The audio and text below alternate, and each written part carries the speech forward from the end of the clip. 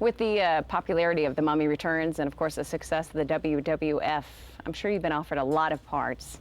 How did you decide that The Scorpion King was going to be the first leading role that you did? We thought, number one, with the built-in audience of The Mummy Returns, that it was a great idea, as well as the character of the Scorpion King is just such a profound, larger-than-life character, very similar to The Rock. So it kind of... It's a perfect fit. Perfect fit, if you will. Now, everybody is saying that The Scorpion King is not a prequel or a sequel to the Mummy series. So why don't you explain to everybody how it fits in with the whole Mummy story? Well, what The Scorpion King is not a prequel or a sequel. You're right. It's a spin-off with in the Mummy series. Within the Mummy series, we had The Mummy, of course, and The Mummy Returns, and The Scorpion King is a movie based on the character of the Scorpion King and how he actually became a king. You know, everybody talks about your association with the WWF and how you must be doing all of your stunts in this movie because you're used to doing them on a daily basis with the WWF.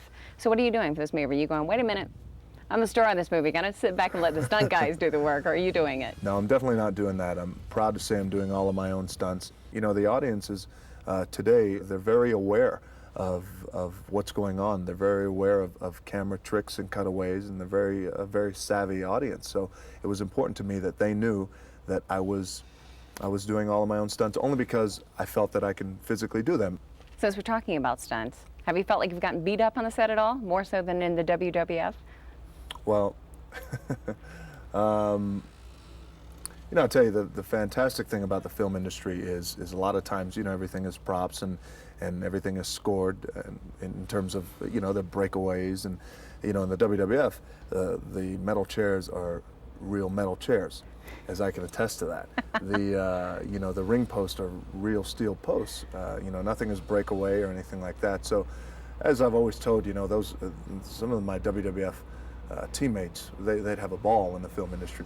But I've heard my share of bumps and bruises, and you know, we're dealing with staffs and we're dealing with swords, and the swords are real, they're real aluminum, so they're hard, and at times, I mean, there was one particular shot in the film where myself and Memnon actually clashed together our metal swords, and they literally shatter.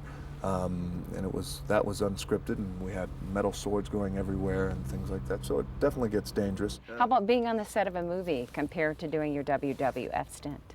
Well, in comparing the two, obviously there's a lot more time and detail goes into a movie set and a certain scene of a movie, because you have to you know, reset the lighting and reset the angles, and you know, you owe this perspective and then you owe that point of view, and you know, and then a big master shot. Whereas in the WWF, you have one take only, and if your match is, say, slotted for 20, 30 minutes, you get one take, 20, 30 minutes, you go out there and you do your thing. And you rely on your instincts.